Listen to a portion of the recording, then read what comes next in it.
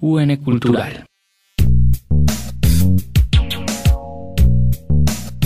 La ciudad, su contexto, historia, arte y opinión en la emisora de la Universidad Nacional de Colombia.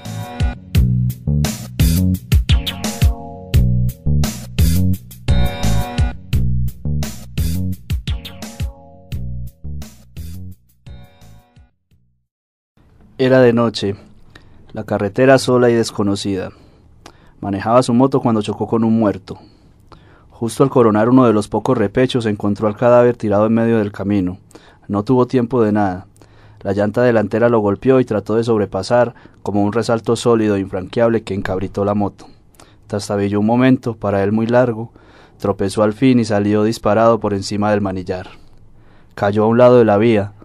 Rodó un par de segundos y por alguna reacción, entre pánico e instinto, justo al tocar el suelo quiso incorporarse de inmediato. Sintió un dolor en la rodilla y el brazo derechos. Tenía un golpe en la cabeza, leve gracias al casco, y raspones por todos lados. Le costó saberse de pie después de la pirueta padecida.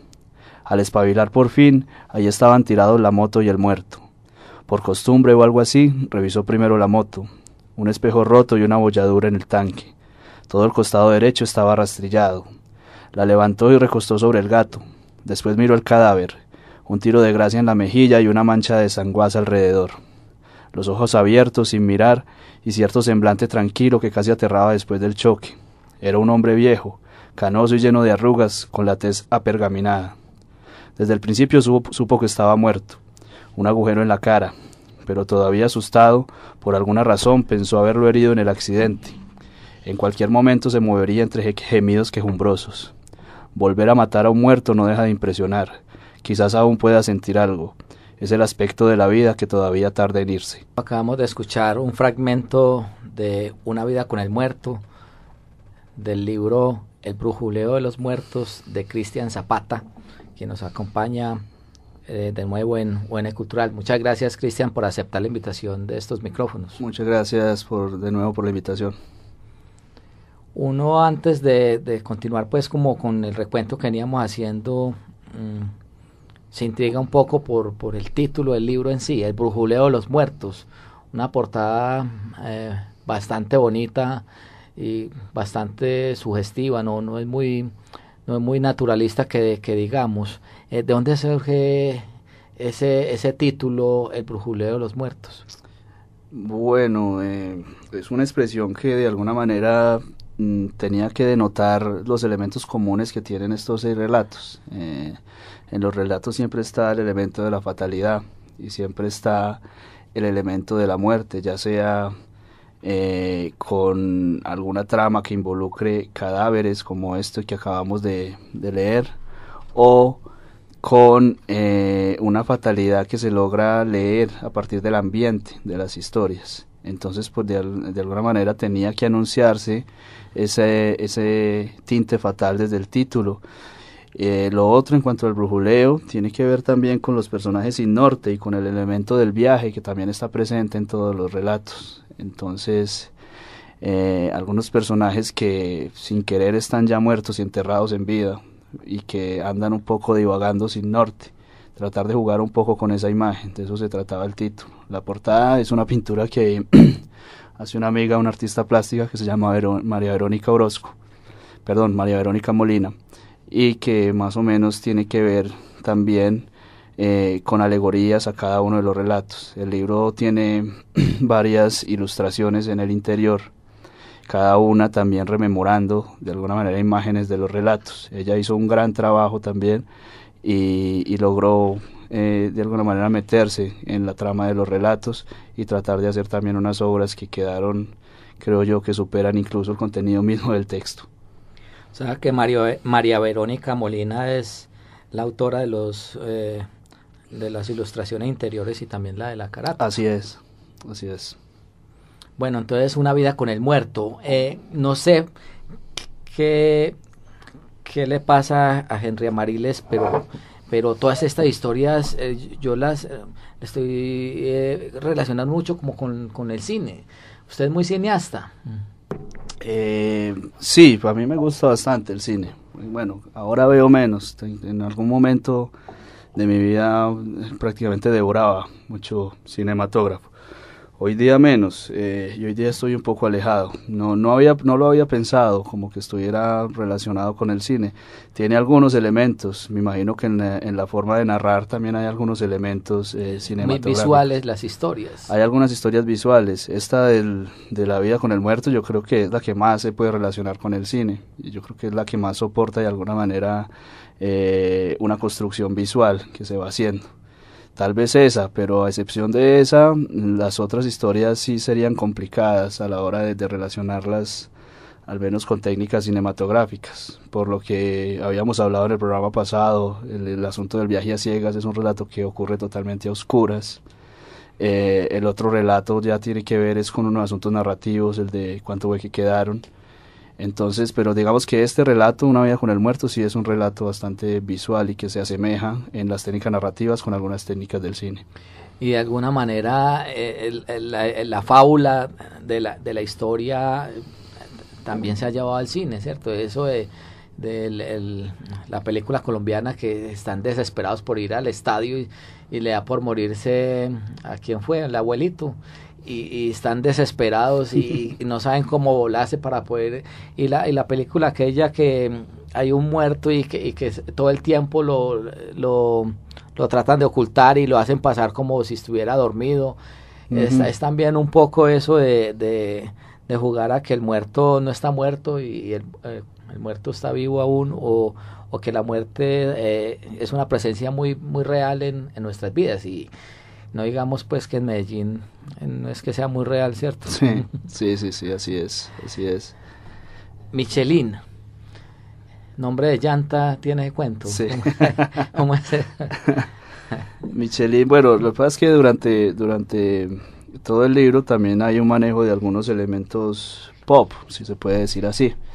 Hay algún manejo de varias tramas y situaciones que tienen que ver con la vida pop de la ciudad, de alguna manera. Michelin alude efectivamente a ese muñeco, a ese logo de toda esta famosa fábrica de llantas. Pero Michelin es también una trama de alguna manera complicada, si se quiere decir, porque no maneja tampoco el hilo narrativo convencional. Michelin es una polifonía que se trata de hacer a partir de un diálogo que un personaje tiene con varios alter egos de sí mismo. Este personaje está recluido en un lugar un poco extraño, que no se sabe a ciencia cierta qué es, sino hasta el final. Y este personaje empieza a conversar consigo mismo, o con él en varias edades. Empieza a conversar con su alter ego viejo, o con sus alter egos jóvenes, y trata de meterse dentro de ellos y formar cierto diálogo polifónico. Michelin entonces es eso en un principio. En Michelin también hay unas referencias al cine grandes. En Michelin hay unos diálogos que se copian textuales, incluso están entrecomillados inclusive. Sí, están entrecomillados porque son unos diálogos que se copian de algunos clásicos del western, como El bueno y el malo y el feo, que es uno de esos famosos western spaghetti, tal vez uno de los más populares. Dentro de Michelin también hay muchos cruces con el cine, ahora que lo pienso. Sí. Pero sí, básicamente es una polifonía que se trata de intentar. ¿Qué busca usted con un personaje con visos esquizofrénicos como este de Michelin, que pretendía, digamos, es como si estuviese hablando con sus múltiples conciencias o como teniendo pesadillas o no sé? Sí, lo primero es tratar de buscar una historia que se cuente de una manera desordenada, a partir de brincos, a partir de incluso los apuntes que él hace en libretas, a partir de esas conversaciones que empieza a tener consigo mismo. Y es una historia que se va tejiendo a partir de esos brincos, y que en principio consterna un poco al lector porque no se le ve un hilo conductor para ningún lado.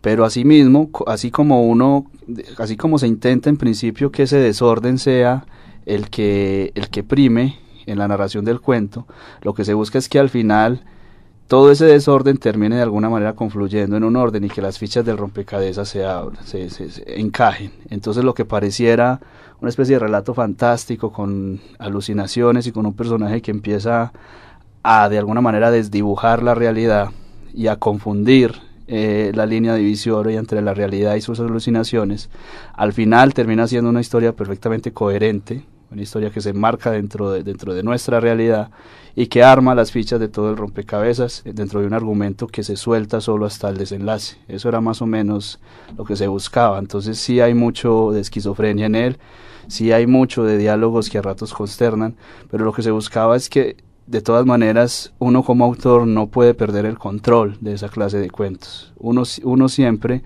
tiene que saber qué es lo que pasa. Cuando se escriben esos cuentos, lo digo porque yo creo que ya nos estamos cansando, o por lo menos yo me estoy cansando bastante de muchos de estos relatos que tratan de jugar con los planos de la realidad, pero que lo dejan a uno las mismas. Y al final uno tampoco sabe qué fue lo que pasó, ¿cierto? De pronto el escritor no supo resolver la cosa y se la deja al lector. Y empiezan a... Yo creo que uno nunca debe perder el control. Cuando uno empieza a jugar con esos planos de realidad y no realidad, y cuando empiezan a desenvolverse varios planos de esa realidad, de todas maneras uno tiene que saber qué es lo que pasa. Y el argumento tiene que de todas maneras arrojarte la conclusión de qué es lo que pasa, porque dejar ese final abierto pues es también una solución muy fácil, es empezar a disvariar un poquito y entonces terminar ya con algo desilvanado y usted saque la conclusión que quiera. Entonces no, yo pensaba que cuando se juegan con esos planos de la realidad, en todo caso, tienen que encajar al final y tiene que mostrarse que uno nunca perdió el control del relato. Y mostrar todas las cartas. Sí. Tiene un epígrafe al principio: quisiera que estuvieras dentro de mí para que me entendieras. Sí, también es traída del cine. Ahora tú lo mencionas y yo empiezo ya como a darte la razón. No lo había pensado, pero también es una película de un realizador argentino que se llama Esteban Schroeder. Y dentro de el guión está esa frase que me pareció muy apropiada, pues, para de alguna manera lo que se pretende construir con este personaje. El siguiente cuento es Esperando el palito del Tetris. Esta historia tiene elementos un poco distintos a los demás cuentos en el manejo del erotismo. ¿Qué guiños hay a la literatura erótica en este texto? El guiño es total, el guiño es explícito. Ahí el asunto es el guiño y no mata de ojos y de frente. sí, ahí es un intento de uno matricularse con varios clásicos de la literatura erótica. Dentro del mismo cuento se hace una remembranza a varios clásicos de la literatura erótica. Se hace una remembranza al gran Georges Bataille, por ejemplo. Se hace una remembranza al mismo Don Juan Tenorio. Bueno, sin ser erótico, es una figura, digamos, emblemática. A Casanova, a algunos personajes. Y dentro de todas esas remembranzas a estas obras, también hay una remembranza a una novela que para mí fue clave también para ese relato, y es una novela que se llama Diario de un libertino. Es una novela de Rubén Fonseca, el gran escritor brasileño. Ahí hay una remembranza a ese personaje de Fonseca, pero también hay un homenaje de alguna manera al juego del Tetris, que, como te decía, aquí se manejan algunos elementos pop dentro de todo este libro. Y hay una remembranza al juego del Tetris, que fue un juego que marcó mi generación, de alguna manera. De mi generación hacia adelante, no sé hoy día los jóvenes si juegan Tetris o no, pero el Tetris era un elemento que nos confluía a todos. Expliquémosle a los oyentes